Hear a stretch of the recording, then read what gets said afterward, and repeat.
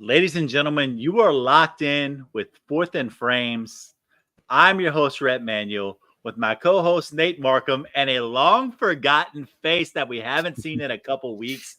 Ladies and gentlemen, my other co-host, Drew Scott, rocking the jersey because tonight we're going into the NFC West, where, of course, we are discussing our must, bust, and maybes for the NFL fantasy football season for 2024. As the great Chris Battistel once said, let's get it popping. This should be played at high volume, preferably in a residential area.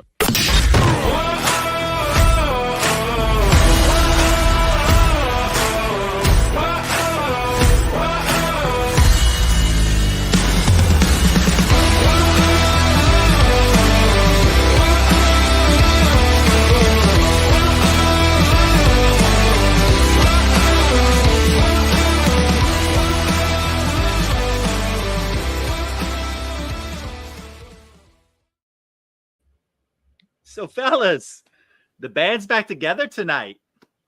Yes. It's we missed you, Drew. We missed you. I'm sure the number of views were down to 2 or 3 for Rhett and my family only watching, and everybody else tuned out. My daughter, who I taught the word jabroni over the past week, calling me a jabroni in the background as she watched my program as well. So you know what, Drew? That's so good parenting. It's so good to have you back and give some dignity back to this show, my man. It's good to be back, man. I missed you guys. And I'm back just in time for the best division in football, so it all worked out. Yeah, you really are. So, guys, as we do every week, don't forget to like, subscribe, review, and get with us on Fantasy and Frames to catch us anytime we might drop a new podcast or a short. Also, don't forget to lock in at fantasyandframes.com for the latest in rankings, articles, takes, news, and notes. We have a redraft series going on right now. Dynasty season is cranked up. Redraft season is in full throat with a couple of drafts going on for pretty much everybody in the world right now. But the most important question right now is, Drew, why were you hiding from us for the past couple of weeks? Because I'd already talked about my love for the Falcons enough this offseason. I just felt like I needed to take that episode off. And then I just really had no desire to talk NFC East. And so I made up another excuse to have to miss that one. And so it just kind of worked out. You know, I took some extended PTO, but no, I wish I could have been there. But I'm glad to be here for this one, though. I'm glad to see you came clean from all of your nonsense over the past couple weeks. We did miss you, but at the same time, we did say things behind your back. Not really, but cool. Nonetheless, great to have you back. And it's great to see our man, as usual, the man to the far right of us, Mr. Nate Markham. How the hell are you, man? Not too bad. Got my typical Wednesday night attire on to leave work, write some notes up about how I hate Stan Kroenke and the Rams, and in hyperbolic form, of course. But after I threw some notes together, figured I'd shuffle on in and keep the Shoot the Gap podcast waiting even longer as we break down what could be, I think, a very surprising couple teams out of the NFC West. We know there's going to be a fantasy filler for sure, but I think there's definitely some surprises that could lead you to a championship this year. Yeah, the NFC West is one of those loaded divisions where you are just going to find guys all over the place. And speaking of finding guys, we need you to lock in with us next week because, as Daniel Dixon says, and we are glad to have him, 'tis the season 2 draft. 1 week from tonight, we are drafting our Fourth and Frames Listener League. Y'all are not going to want to miss that. You get the chance to embarrass myself, Drew, Nate, and even the man behind the curtain, Mr. Chris Battistel, former co-host of Fourth and Frames, permanent forever in our hearts, always our boy, Chris Battistel. We'll still have a few slots open with that, so if you guys are interested, we're going to go ahead and drop another tweet with the link to Sleeper so you guys can go ahead and get in on that action with us next week. But guys, let's go in like we always do. Let's go ahead and start with some news and notes around the league because like it or not, football is going to be here in about a week, and the Denver Broncos have a starting quarterback. Bo Nix, he of the shocking first-round draft pick, was named the starting quarterback tonight. So, guys, 2 questions for you, but go around the frames. First off, Drew, are we really surprised that he's a starting quarterback? And then, Nate, do you think Bo Nix is a draftable asset in Superflex formats? No, I'm not surprised in the slightest. It's fully what I expected, and I'm probably going to agree completely with what Nate's about to say. I mean, draftable. I think any starting quarterback in a Superflex league is probably draftable. It's probably a weighted question that, yes. Do I want to draft him? I'm not overly excited. I do think that, after being in college for 45 years, he's sort of, got a few snaps under his belt, but at the same time, accuracy is his forte. Does he have playmakers? Sure, a few. I don't think I want anything to do with that team as a whole, in all fairness. And Drew, maybe you disagree. Maybe you actually were wanting me to hype him up so we could both be the Bo Nix boys and go from there. No, I had faith that it aligned, and you're exactly right. I would much rather him be my quarterback 3 than quarterback 2. Yeah, 4 actually. Yeah. But if I'm gonna draft him, hopefully it's my quarterback 3, not as my quarterback 2. Yeah, no, I don't have. The Broncos are on a very short list of teams I just really have no interest in watching this year. So call me not very excited for the offense. Nope. But you know what I am excited for? The development of this new tag team coming soon to a wrestling show near you, the Bo Nix Boys, which is apparently going to be a thing. So the Bo Nix Boys. All right, so keeping with our quarterback theme in our news and notes, in New England, in the preseason finale, both Drake May and Jacoby Brissett will play in that preseason finale. Apparently, New England head coach Gerard Mayo says that May is looking better and better in practice, and he's making it sound like as if there may be an actual quarterback competition in New England. So, Drew, I'm just going to go ahead and ask you the question. Is there smoke to this? Is there fire? Or is this just straight up coach speak in your mind? It's tough to know since it's a new coaching staff, but I mean, he should have a real shot at being the starter. He's looked good in the preseason, and Jacoby Brissett's fine, but we know what Jacoby Brissett is. New England knows what Jacoby Brissett is.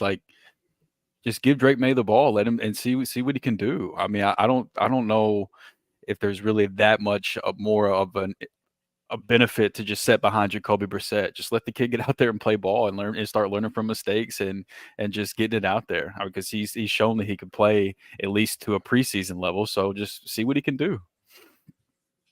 Nate, do you have anything to disagree with that, or you kind of just think we should roll the ball out with him, let Drake May see what he is, and then go from there?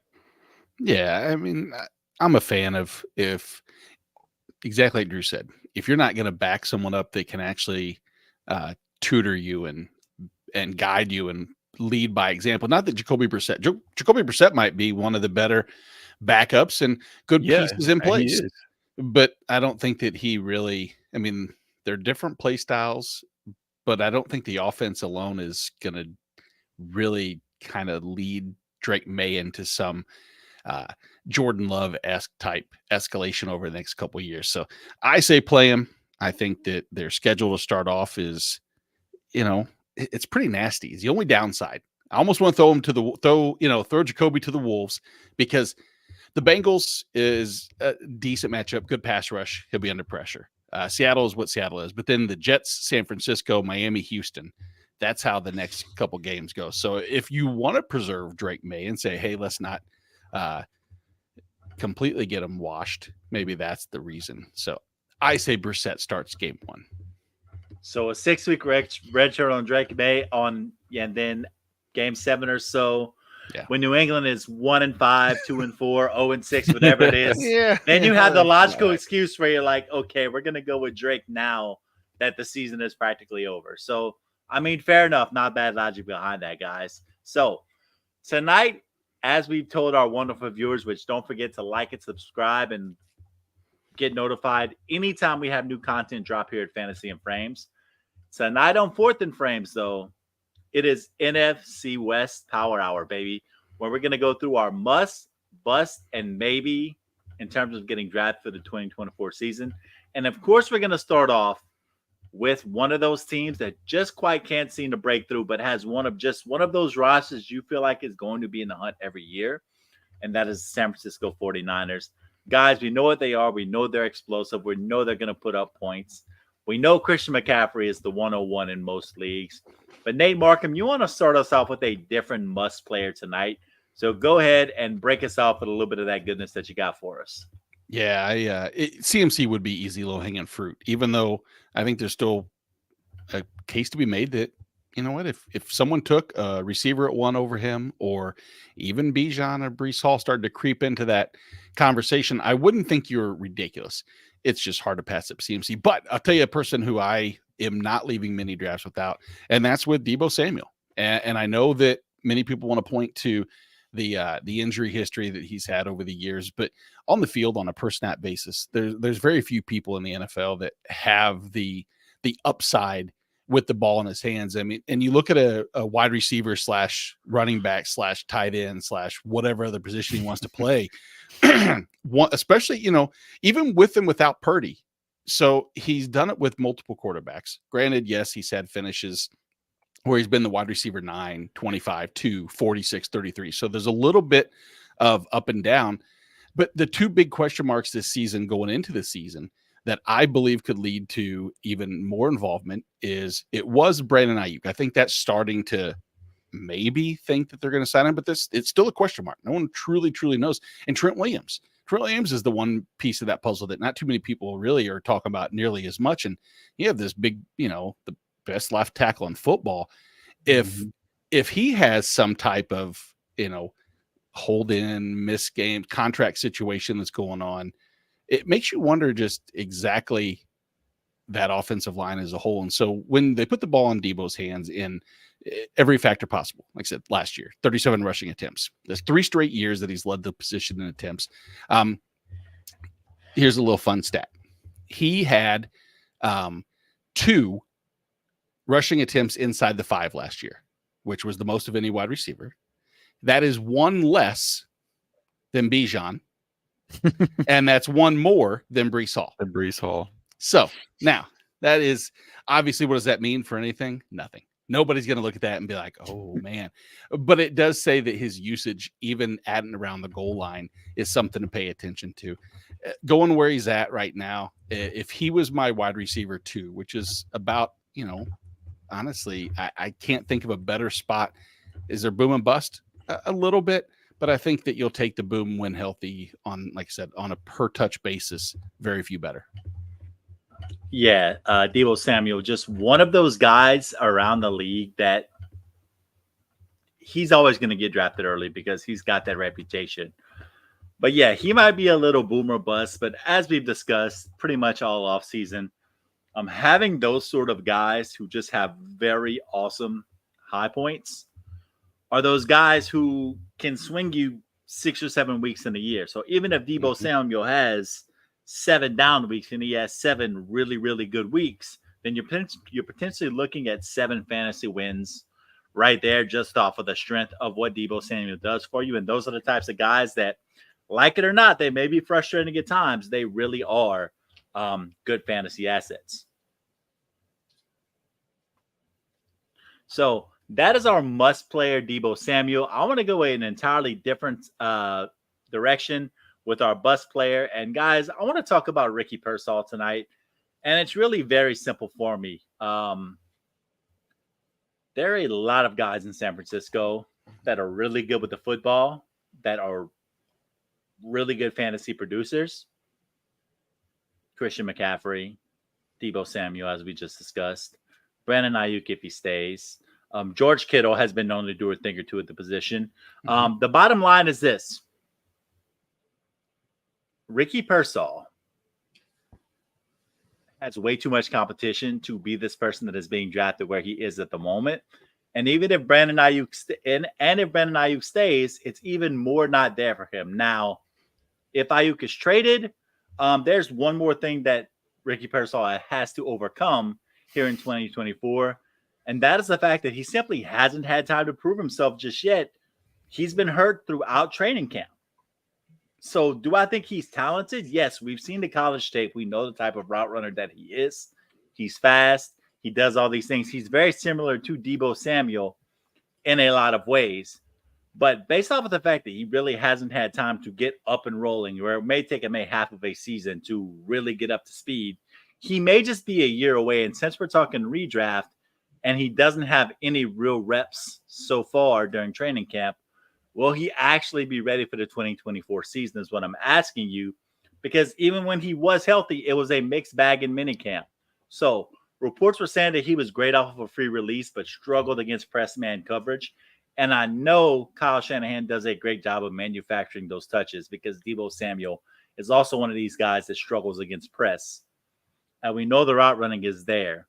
But at the end of the day, there's one more question I need to ask you.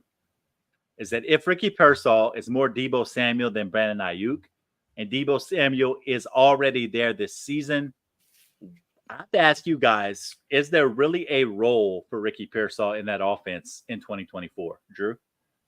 No, I don't think so. I think he was always just a bet on somebody getting injured or traded. Well, without one of those two things happening, I didn't really see a role for him this year. Nate? Yeah, I agree. It's mouth to feed succession. He's fourth, and I mean the target share just wouldn't be there. Yeah. So our must Brandon Ayuk, our bust Ricky Pearsall, and Drew Scott. There's a lot of good names to talk about the San Francisco 49ers. This guy just seems like he's been there longer than all of them. Still putting in that work, but there has to be questions about him, and I want you to go ahead and tell us why you have questions about George Kittle heading into 2024. Yeah, it's really hard for me to say good things about the 49ers, but this is one guy that I can make an exception for that is very, very easy to say good things and talk good about. But him being a maybe is more about my philosophy on drafting tight ends this year than it is George Kittle himself. I still think that he is one of the best tight ends in the NFL, right up there. I think, him and Kelsey, Laporta, as far as just overall tight ends, I think he has an argument to be the best in the league. And even with as crowded as the Niners was last year, he was still second on the team in receiving yards a game, second in air yard share, second in first read targets, just slightly ahead of Deebo. And his yards per route run, target per route run numbers, they were all right there with Deebo as well. Ayuk was ahead of him in those, but I mean, Kittle was right there with Deebo in that department. His route percentage was up to 82.1%. That's just continued to grow. That used to be a knock on him was he blocks too much. He doesn't run enough routes. The dude's running the most routes he's ran in his career. And Brock Purdy loves to target him. And so it stinks that there's so many weapons, but he is one of the very big reasons why that offense is as good as it is. But the reason he's a maybe is because I do have a clear top 6 tight ends that I like more than Kittle. He's my tight end 7, and I think there's 6 tight ends and then a tier break, and Kittle's at the front end of that next tier. And so I'm trying to leave the first 5 rounds of my draft with one of my top 6 tight ends. But if that doesn't happen, then I'm immediately prioritizing Kittle. But the reason he's a maybe for me is because depending on where you're drafting, some sites actually have Kittle as high as like tight end 5. Mm-hmm. He's ahead of guys that I wouldn't be taking him ahead of. So in those drafts at those ADPs, I'm going to be completely out. But if it's the right ADP and I missed out on the guys I wanted, I'm perfectly fine taking Kittle because I think after Kittle and Evan Ingram, there's an even bigger tier break at tight end. And I really want one of those top 8 if I can't get one of the top 6. And so Kittle, the player, I'm not concerned about. I think he's still just as good as ever. But it just depends on the ADP where you're drafting and then who's still on the board, what I can do. But Kittle's definitely right there on that maybe line where if it shakes out, I'm trying to get him before those top 8, top 7 tight ends come off the board. Yeah, I mean, George Kittle's just one of those guys where over the years, you know exactly what he is. You know that he's going to be a productive player, and you know he's going to have gigantic weeks. But the thing that concerns me, and I kind of want to bounce this off to you, Nate, there are times where game flow just kind of sorts to get to George Kittle, and he doesn't get the ball as much as some people think he might, that he probably should, because he was a 1,000-yard tight end last year. But, a lot of that was buoyed by a 149-yard game in week 8, a 116-yard game in week 10, an 89-yard game in week 11, a 126-yard game in week 16. at the same time, there are these weeks where he has 1 reception for 9 yards, 1 reception for 1 yard, 3 receptions for 19 yards, 4 for 68, 2 for 54, 3 for 29, all these different things. So for you, that boom bustness of George Kittle, for someone who is that way, I mean, he had 6 receiving touchdowns last year. Do you need a tight end who has the George Kittle skill set, as boom bust as he is, to be a little more touchdown, I guess, consistent, or what? Because 3 of those touchdowns came in 1 game last year. Yeah, I don't have a problem. So with Kittle, there's a few things that I found through multiple drafts is that, like, in some leagues, people are going to bypass Kittle because they do see as just that consistent. The ceiling is maybe not as high as they want it to be in someone like Dalton Kincaid or maybe Kyle Pitts, people that I've seen go after Kittle. And in the next draft I do, both of them go before, and he's a great quote unquote consolation prize. It's a hell of a consolation prize. Yeah. Exactly. The key though is to make sure that you don't have 4, 3, even I'll take 2, but I don't want more than 2 guys that are the high, the 28 points and the 2 points, because if all of them happen to hit 28, you have 150 wasted points that you don't need 1 week, and granted we can break down best ball, et cetera else, but we're talking redraft. And so as long as I can build a team of some consistent floors with some upside, I think that his touchdown dependency, I think that's the key with every tight end in the league though. I mean, outside of the top 3, the target percentage or target volume, as well as overall yardage, might fluctuate, but each one needs somewhat of that touchdown floor to stay in that, that top 8 that Drew was talking about earlier. And that's exactly why the next, that second tier, that's just Kittle and Evan Ingram, they're the last 2 for me, but who I want to take is completely dependent on my team build. Like if I get to the point where I'm ready to draft a tight end, I need upside, I'm going Kittle. If I want the guy that, he had the high target numbers last year, he might have a little bit more of a consistent floor. If I've already taken too many upside shots at that point, then I'll go Ingram. And so I think that those 2 are, they're different players, but I consider them in the same range. And who I want to take is basically just depending on what the team needs. So I think that that's a really good point. Yeah, it's such a good point, because roster management at the end of the day and roster construction is just a bigger part of the game as the players that you are getting on your team. I mean, I had to deal with a trade earlier today where in a auction last night, I accidentally ended up, with Patrick Mahomes because I ran it up too far, too fast. So I had I had a quarterback problem, so to speak, where I had Josh Allen and Patrick Mahomes on the same roster. So had to move one of them, move Josh Allen today, got Brandon Ayuk and Kirk Cousins back in a package, among other things. I felt good about it. Most of my league didn't, but you know what? At the end of the day, I felt like roster construction really mattered in that situation. So, guys, having the best team you had, like Drew just mentioned, everyone might say that George Kittle is a better player than Evan Ingram, and maybe so. But if you need more consistency, always take that into account with the positions that you're drafting and the spots you're taking them as well. So those are the San Francisco 49ers. So let's move, ladies and gentlemen, to the West Side, the West Coast, the best coast, California dreaming. Ladies and gentlemen, your future Super Bowl champion, Drew Scott's Kings, the Los Angeles Rams. And Drew, what an intro. We're already in California, right? San Francisco's in California. Yeah. You know what? It's a different. They don't count. They're different country. It feels like it for sure. Google's its own country, so we don't even count California. But Drew, there were a lot of ways I thought you could have gone with this must player, and the direction you went was not the one I was expecting you to go in.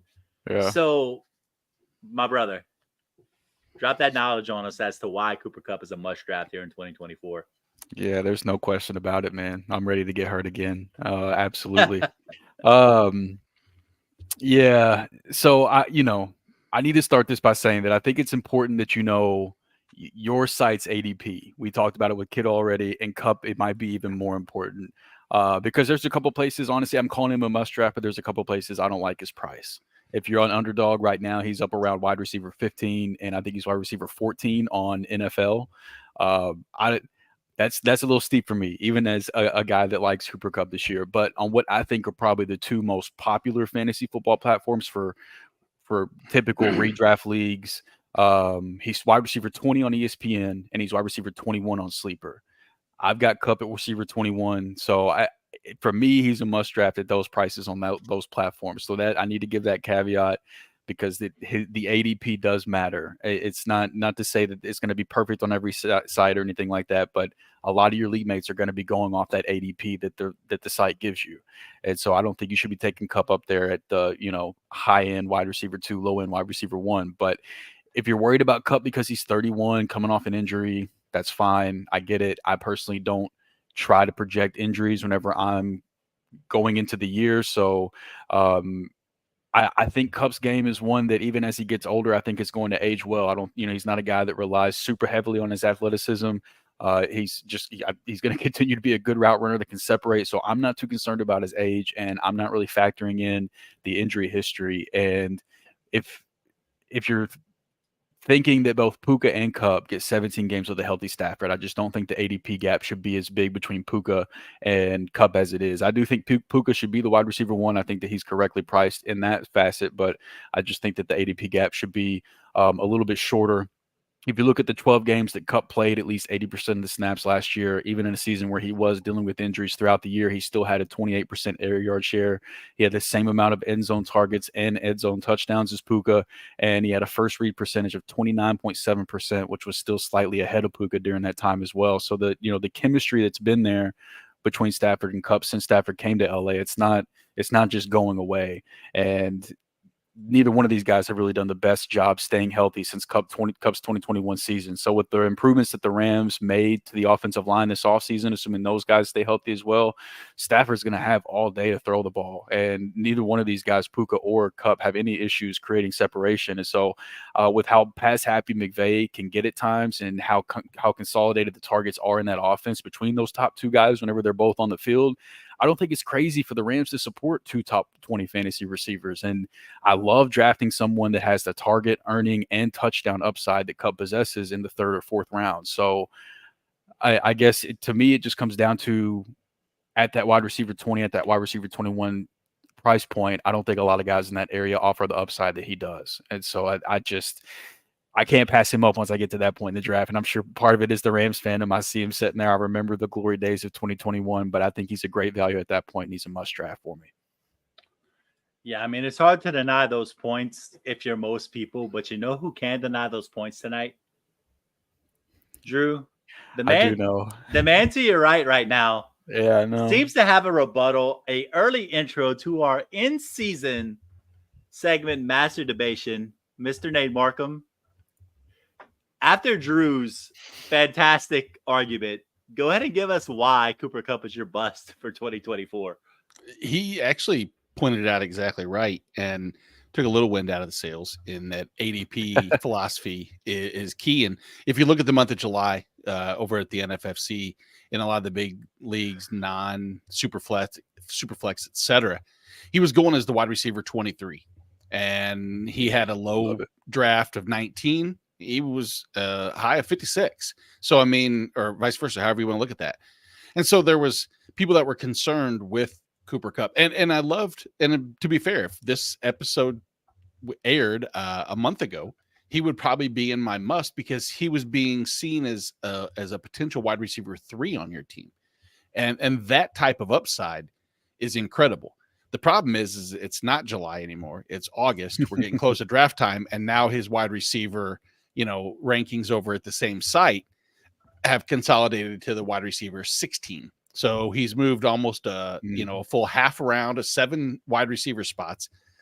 His variance between highs and lows is only 20 to 29. So it's consolidated right there. If you want him, you have to take him. And I do take into account the injury potential if I'm building a team, as far as, like we said earlier, I don't want 5 boom and bust guys on my team. Yeah, your risk appetite. Yeah.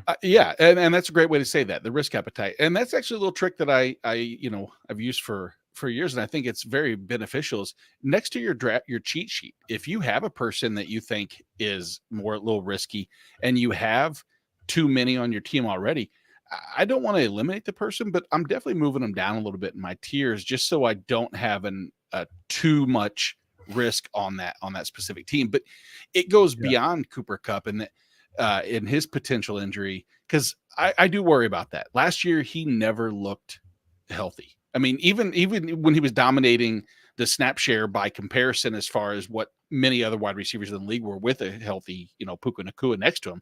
So you touched on the red zone targets. He's extremely capable with the full 17 game season of way outproducing what he was in July. He's capable of outproducing what he's been drafted as in August. But there's a second layer to this, and I don't wish upon anything, but we've already seen Matthew Stafford with a little bit of hamstring tightness. There was talks that it was the back. I'm glad it's not. It's just hamstring. I just made a case for Debo being my must, and Debo's missed games every year. So for me to say that I can use that as one specific point, but I guess the whole reason for the bust is exactly like you said. Be careful where you're drafting him, because I don't think you care. In reality, like he's not going to ever get too much higher than wide receiver, 16 or 17. I think that's still okay if you have the ceiling and expectations for him.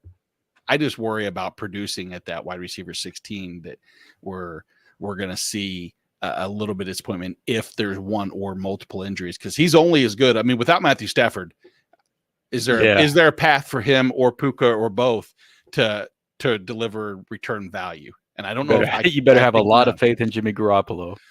But let's say that it's early. I mean, that's what, week 7 when he can come back. Is that? Oh yeah, that's right. He's suspended because he was using performance enhancing drugs. Yeah, so maybe even Stinson Bennett. Yeah, Jimmy Garoppolo needs to sue whoever sold him them performance enhancing drugs. Them shits did not work. But still pretty. Regardless, it's going to get ugly if Stafford does go out. Yeah, all bets are off at that point. But yeah, I get it. Some of these, where he's going on some of these sites, I get it. I would be staying away as well. But if you like, most of my redraft leagues are on, I think all of them other than one, which is on Fantrax. But I think all my other redraft leagues are on Sleeper. And so I tried not to look just from that angle, but seeing his prices on Sleeper and ESPN and knowing how many leagues draft on those two platforms, I think that there's a lot of people out there that could take advantage of that price and end up being happy with it. And I do think he could end up being somewhat touchdown dependent, because I don't know if the explosive plays are going to be there as much. Like last year, whenever they wanted to push the ball downfield, that was Puka's world. Right. And I don't really see why that would change this year, but Kupp just maneuvers so damn well in the red zone that if he does play 17 games, that's when I don't worry about the touchdowns not coming. I have full confidence that they'll come. It's just the gamble of him being out there or not. It is. And, that reminds me, going back to like Jordy Nelson with Aaron Rodgers, or, that combination, even if Jordy wasn't 100%, when it got within the 10, it was going to look Jordy Nelson's way. And just to, build up your must case and help support my bust for where they're drafting. Like, I have an FFCC team where Kupp is my 3, maybe 4, because I have Garrett Wilson, Jalen Waddle, Rashee Rice, Terry McLaurin, and then Cooper Kupp. So it's a multiple different receiver league, but where you were drafting him at, there's no bust potential for me when he's your 3, just because I know that everybody's a bust potential, but not really. Sorry, Rhett. We ramble. No, you guys are good. That's why we're here, because I thought it was interesting that both of you guys took the same player and took 2 completely different angles. But the first time that's happened all offseason. Yeah, I know. I'll try to avoid it usually, to try to give people as much background as we can on players. But I mean, for you guys, I love it for you. It looks great and it made great stuff. But let's get into a maybe for the Rams. And guys, let's talk a little bit of Blake Corum, because the Blake Corum scenario comes down to also being a Kyren Williams question as well. Who's really going to get the ball? Who's going to be the go-to guy? But what I'm going to say is this, is that if you've noticed the Rams usage throughout the preseason, they have not used starters, and they've also held out key rookies. Blake Corum has been one of those guys that hasn't played in the preseason. Neither has Jared Verse and Braden Fisk. So that's a good sign for me in my mind. I mean, the translation for me is this. If he is not playing in the preseason, and we know that Jared Verse and Braden Fisk are going to be important parts of that Rams defense, then Blake Corum is going to be in line for a significant role for the Rams here in 2024. Both Kyren and Blake Corum saw a lot of work in the joint practice with Dallas last week. And at the end of the day, what I'm going to see is this. I still think Kyren Williams should be the guy here because of the efficiency that he showed last season. I mean, it's hard to deny a guy that averaged 5 yards a carry, was as efficient in the passing game as he was, and just offered the Rams as much stability as he did. But the Rams also drafted Blake Corum for a reason. And if this becomes a situation where it's a 60-40 split where Blake Corum is getting around 40% of the snaps, then he is a maybe, because if he gets into that kind of role, then he becomes a potential flex star on a weekly basis for you. And I mean, those guys, if you get them in the middle rounds, guys that can actually help you on a weekly basis like Blake Corum potentially can this season, I mean, that's a win once you get into the mid to late rounds of any fantasy draft. Yeah, the bust options that I had between the two really were choosing Cooper Kupp or leaning towards Kyren Williams. And I think Kyren was maybe the more obvious bust just because of his draft capital and, you know, the potential for a person who really just in 1 year span has went from a fantasy oversight to a first round, or at least a top 10 running back value or draft capital value. I don't know, but there was 2 years ago, you know, or three actually, when he was running in the combine, one of my clients is his family's neighbor, and they said, "Oh, don't worry about his 40 time. His ankle was still banged up. He ran through it." So I was banging the drum for Kyren, and it took way too long for him. And then I became quiet. And, you know, when you bang the drum once, you can't stop. You got to keep going or no one remembers. And I don't know. Drew, how high are you on Kyren? I'm lower than consensus on Kyren. I've got him down at running back 10. So I still have him as running back 1. I think it's only like 1 or 2 spots lower than consensus. I'm not worried about Kyren being the starter to start the year.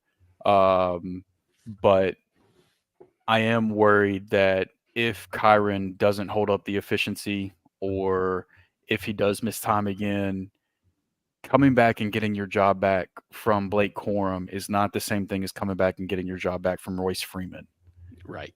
And so I would be worried for Kyren's sake that if he does miss time, or if the efficiency starts to slip and Corum starts to see more of the work, that it's going to be difficult for the Rams to stop letting that happen. If he runs the ball as well as he did, he's familiar with running through, behind good offensive lines and running in good offenses. He's been doing that the last couple of years at Michigan, and he handled it just fine. So I would imagine he would be able to handle it in LA as well. And McVay is going to set that guy up for success. And they did invest they invested decent draft capital into him. I mean, he was a day 2 guy. So I think he's going to have more of a role to start the year than the backups did.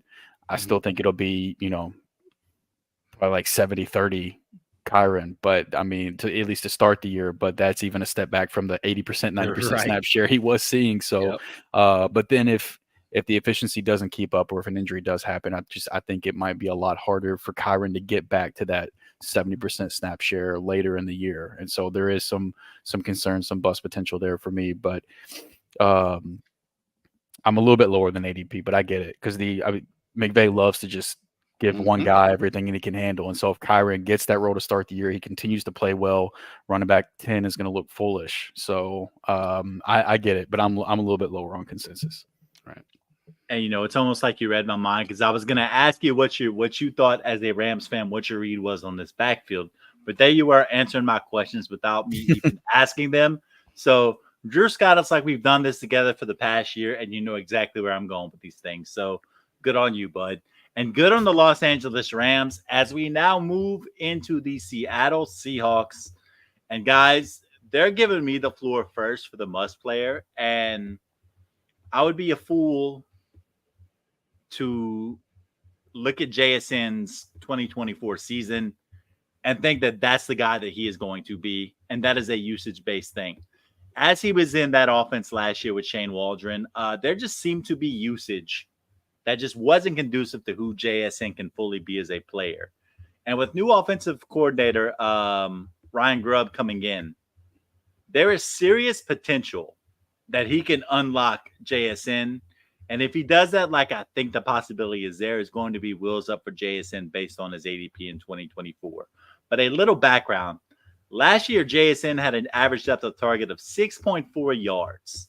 That was 77th among 80 wide receivers with at least 50 target minimum per Pro Football Focus. But when he was actually targeted deep, he was a big-time threat. There were 11 deep targets, 6 receptions, 170 yards, and 3 touchdowns, and that was only on 11 deep targets last year. And based off of training camp, it seems that that's the direction they want to go. NFL analyst Damon Heward has been watching practice and says the connection and trust between JSN and Geno Smith happens to be next level. And that is one of the big things in the wide receiver position, is having trust from your quarterback. If a quarterback knows you're going to be in your spot, if they know you're going to get where you need to get, if they know you're going to grab the ball whenever it comes your way, you're going to get more of those looks.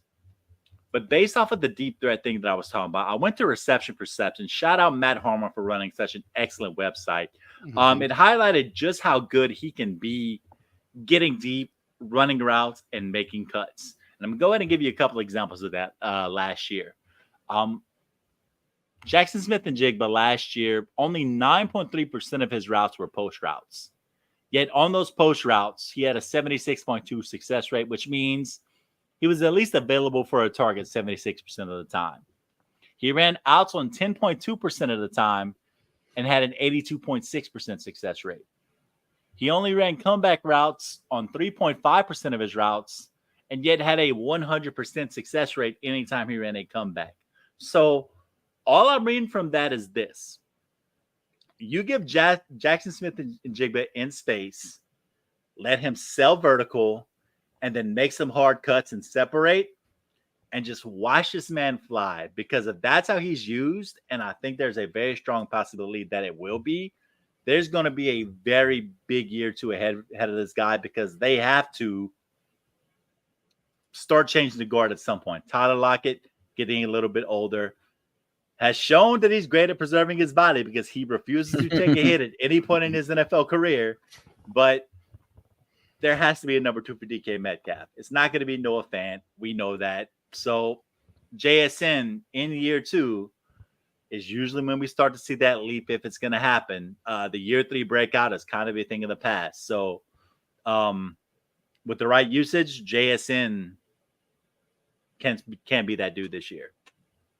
Yeah, I love it. I love the call. He's one of my favorite values in drafts, and I think the leap does happen. And it's a big reason why the bust is who he is.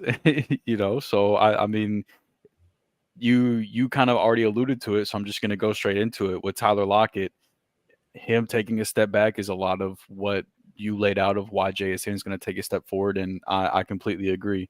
And I like DK Metcalf's price. I like Ken Walker's price. Geno Smith, Noah Fant, they're really too late to even really matter for this discussion. So our process of elimination that basically left Lockett, and the Fantasy Pros full PPR ADP has him wide receiver 52, which isn't terrible, but I've got him down at wide receiver 60. So he's basically the one guy in this offense that I don't have, around his ADP. And for years, he was basically a lock to outperform his ADP. You could put it in ink for like 4 straight years that whatever his wide receiver ADP was, he was going to outproduce it. But that trend didn't continue last year. His yards per route run, yards per reception, his receiving yard numbers, they've all been trending in the wrong direction in the last couple of years. And at this point, I just think he's a better real life receiver for the Seahawks offense than he is for fantasy purposes. And there's other guys I would rather take shots on at that point, like Josh Palmer or Dontavian Wicks. And so for me, Tyler Lockett's the bust, and you kind of led right into it with JSN being the must. I completely agree with how you're approaching this wide receiver room. So our must JSN, our bust Tyler Lockett. Nate Markham, your maybe is a guy that I happen to love the skill set. I love the explosiveness. Don't always love how he kind of dances around. Maybe that's where you're going with this, but tell us why Kenneth Walker is only a maybe for you this season. Yeah, the maybe really just bleeds into I worry about the offensive line for that team. And if they're pretty young, they were banged up last year. If the youth, Charles Cross, et cetera, can get back to form, what you have is you have an offense, like you said, with Ryan Grubb that can potentially move the ball downfield. Kenneth Walker has never not demonstrated explosiveness, like you said, which he was 21st in explosive rate. When he gets the ball, they're going to lean on him, especially within the 5. Talked earlier about the massive Breece Hall 1 rushing attempt inside the 5 and Bijan's 3. Kenneth Walker was 10th last year, which made up 71% of the entire team's rushes inside the 5. And he used those, and he was effective. So he had a 3.7% touchdown rate behind a bad offensive line last year. He was 3.9% the year before that. So with the ball in his hands, he is capable of giving us the touchdowns that we need to support a potential running back 2 who, if he's my 2, I'm thrilled to have the upside. He was 3rd in missed tackles force. So in space, he's capable. I think that kind of goes along with your dancing. If he dances enough, they get mesmerized. They watch him like Ray Gunn, the Australian breakdancer, and he'll start doing those moves to them, and they'll not pay attention. And all of a sudden, he's in space. But it was a combination last year of the offensive line woes, the injuries. I mean, he had shoulder injuries, oblique injuries, chest injuries, calf injuries, but yet he still averaged 17 touches a game. So he was playing through the injury. Is that a potential this year? Of course. I think that's with any person that steps foot on the most dangerous game, professional sport played. As long as that offensive, it was offensive for sure last year, but we want them to be an offensive line this year. I just see the upside for him to even further separate himself from Zach Charbonnet. And Charbonnet, people want to say, the pass catching prowess Kenneth Walker can't do. Kenneth Walker's a fine pass catcher. Is he excellent?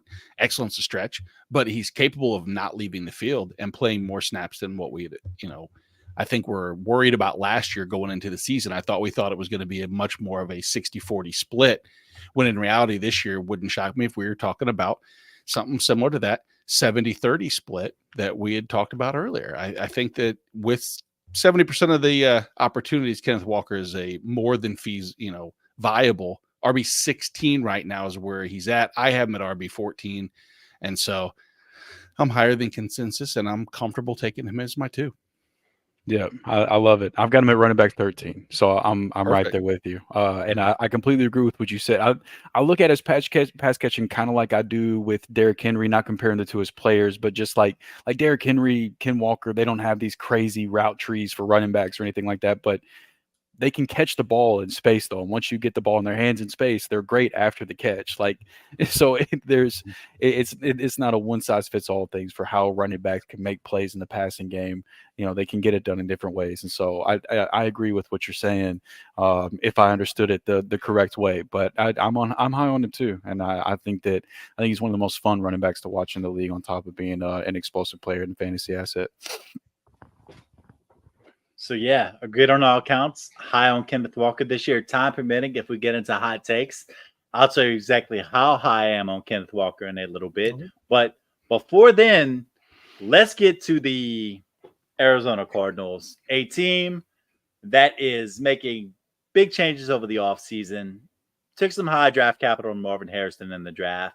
But perhaps their most important and best fantasy player just happens to be a guy that was on the roster all along.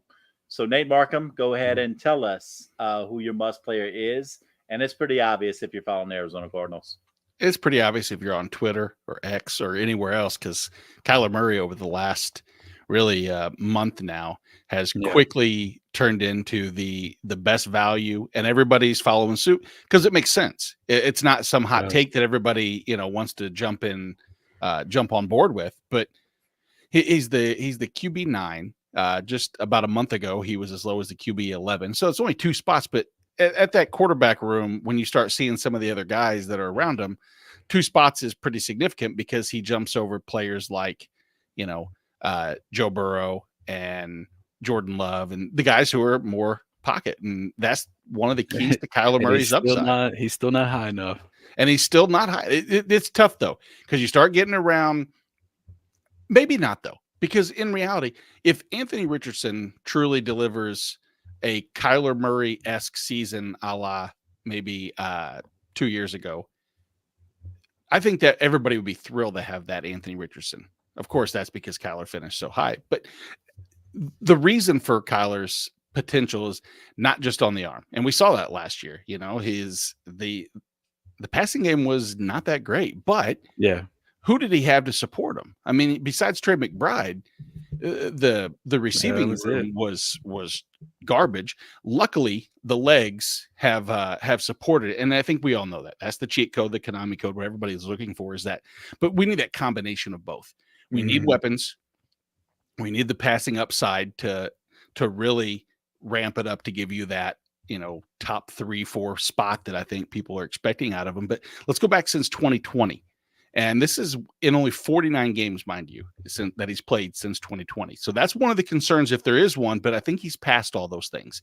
He ranks 6th amongst quarterbacks in attempts, 5th in yards, and he's 3rd in touchdowns. 3rd in touchdowns with 22 rushing touchdowns in 49 games.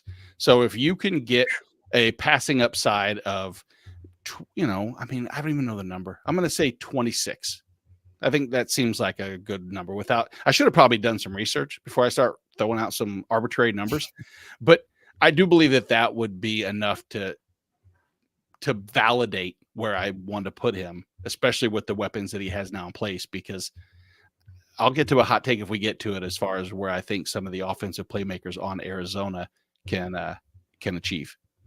I can dig it. Yeah, even though he has risen a little bit, he still continues to be my favorite value at the quarterback position. I guess some of it depends too on if your league is 4 points per passing touchdown or 6 points per passing touchdown, because I think that you have, at least in my opinion, you have more of an argument to take like Stroud or Burrow or Dak over Kyler if it's 6 points per passing touchdown. But I've got Kyler in 4 points per passing touchdown. I've got Kyler ahead of Stroud, Burrow, Dak.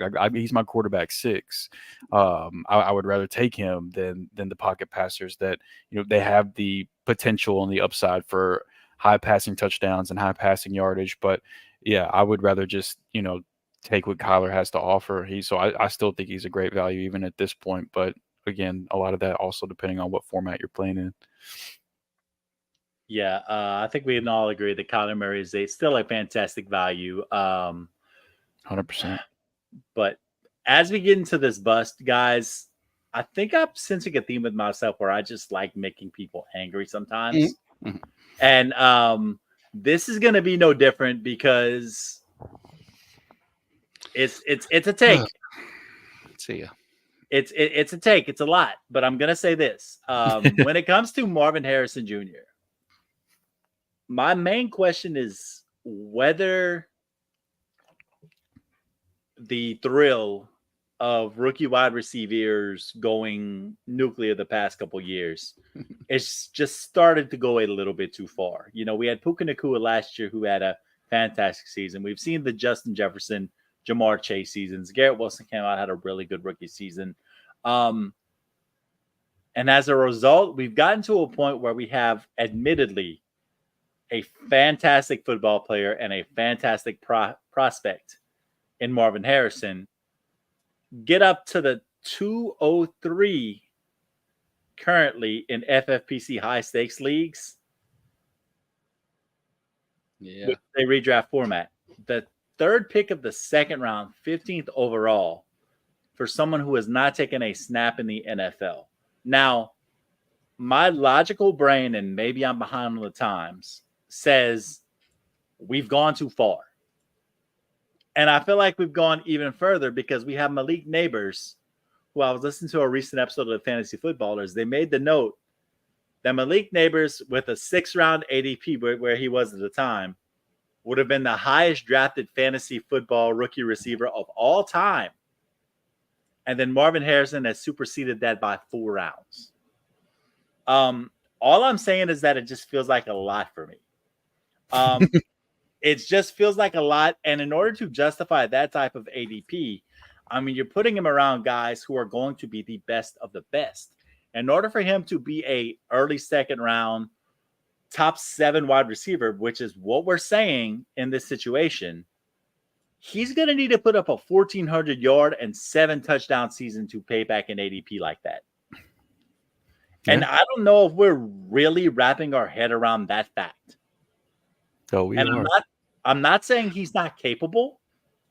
But what I am saying is that it's damn unlikely in the history of the league for just every single prospect to come in and do that. And if he does, I'm happy to be wrong because you know what? I want to see all these people shine. But for reference, let's compare where we were last year. Marvin Harrison being 1,400 yards and 7 touchdowns. We were talking NFC West. Brandon Ayuk had a hyper-efficient season last year. He had 1,300 yards and 7 touchdowns, and he was wide receiver 14 in PPR and averaged 15.6 fantasy points per game. So let's just ask it frankly. In our logic brains, not our hype brains, our logic brains, do we really expect Marvin Harrison Jr. to boom at that high of a level in his rookie season? If so, God bless you. I'm going to support you and shake your hand if you're right because I didn't see it. But in my mind, I'm taking this logically, and this is purely a percentage play. And the percentage of players who come out, even at an elite level, and put up 1,400 yards and 7 touchdowns in a season, even at the highest levels of playing wide receiver, is extremely low. And that's where I am on that. I've got him at 16 overall, so I'm part of the problem. Yeah. And I just looking at the receivers going after him in ADP, I want him over Adams. I want him over Olave. I want him over Debo. Him and Nico are back to back. I really don't mind who you want to take there. I want him over Mike Evans. I want him over Ayuk. I want him over Pittman. I want him over Diggs, Waddle, DK. I'd rather have him than all those guys. Even in redraft? Yeah, that's what we're talking about here. It's redraft. Yeah, absolutely. Okay, I'm not there, and it's okay. We can disagree. Yeah, 100%. 100%. I look at those guys behind him, and I'm like, man, I believe in Marvin Harrison, the talent. I think the targets are going to be really consolidated between him and Trey McBride. You know, there will be some Dorsch Love in there. There will be some Zay Jones from time to time, but I think the majority of the targets are going to go to those two guys. You know, similar to how I felt about the Rams offense with Puka and Kupp. I'm expecting something similar, and I think that I'm willing to write off the poor passing numbers from Kyler last year due to the injury that he was trying to come back from. I think that he'll go back to being the passer he's been basically the rest of his career. And so it's easy for me to paint that rosy picture saying all that, you know, so I'm just playing devil's advocate for you because I'm one of those sickos right in line with ADP that I have no problem where he's going. And it is wild taking a rookie receiver that early. Like you said, this is uncharted territory, but I'm in there like swimwear. I'm doing it.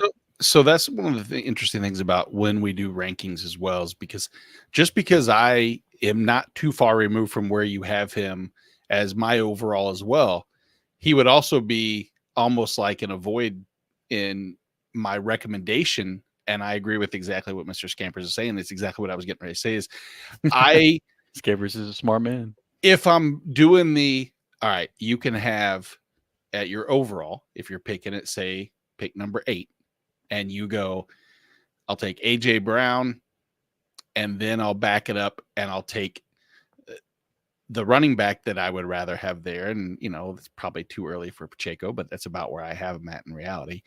I would feel more comfortable taking the running back and waiting until that pick, 38 or 32, and taking a Jalen Waddle, because I don't think that the separation is going to be that much. Yeah. I feel like it's a novelty, and I don't want to call Marvin Harrison Jr. a novelty because I loved his father.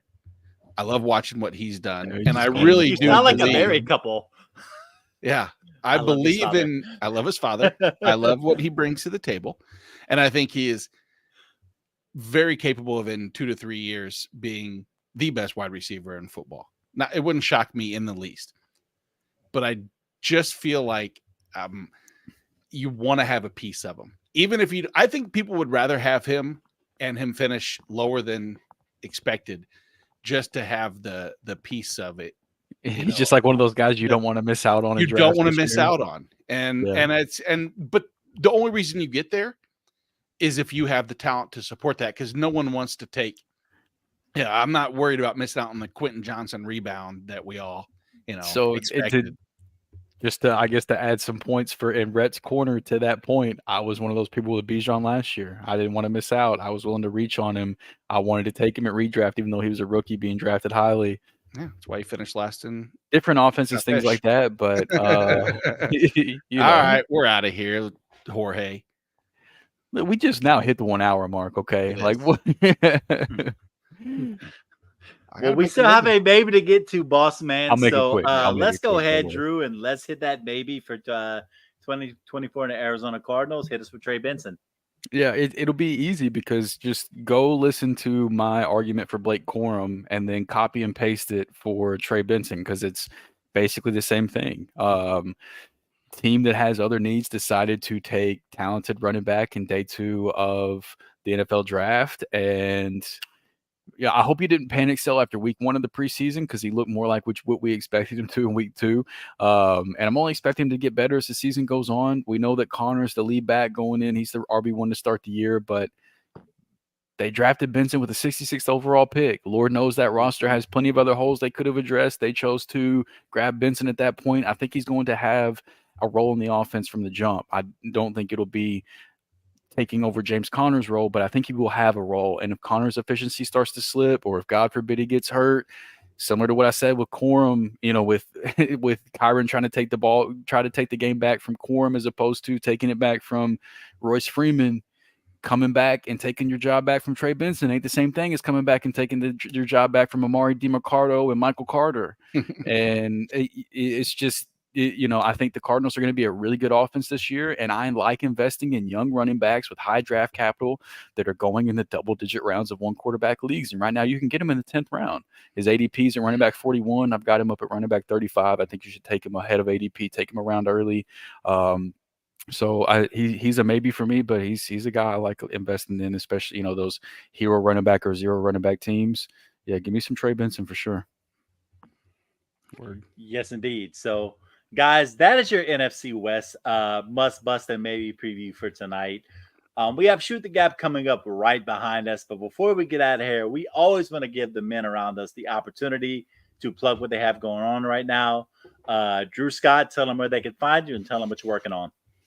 Yeah, I mean, at Drew Theomore on Twitter, here every Wednesday night with these guys. But the main thing, keep an eye on the Fantasy and Frames website and Twitter, because there's going to be a ton of redraft target profiles coming over the next couple of weeks. We're right in the thick of it. Redraft season, this weekend and the next weekend are the 2 biggest draft weekends of the year. So we've got some redraft target profiles for you guys coming down the pipeline. So just keep an eye on the website and the Fantasy and Frames Twitter handle whenever those profiles drop. Nate? Yep, at Nate Markham. Wednesday nights here. Like we said earlier, we will be dropping another link to join the Listener League. Come get your ass beat. Talking to you and you. Yes, and you too. So basically, come get some. And I'm super excited for league to get started. It's going to be, I will handle the plays and fades for the offensive side. And then I will have my IDP roundup. Yes, I will throw some IDP knowledge out there for people come Fridays. Beautiful. And I can be found at Ormanuel Sports on Twitter. Redraft stuff, fantasyandframes.com, updated rankings, all these different things. Just doing the best we can everywhere we go. Well, we got to get out of here. Shoot the Gap is right behind us. For my boy Drew Scott, for my boy Nate Markham, I'm Rhett Manuel. We out here. Y'all have a great night. This should be played at high volume,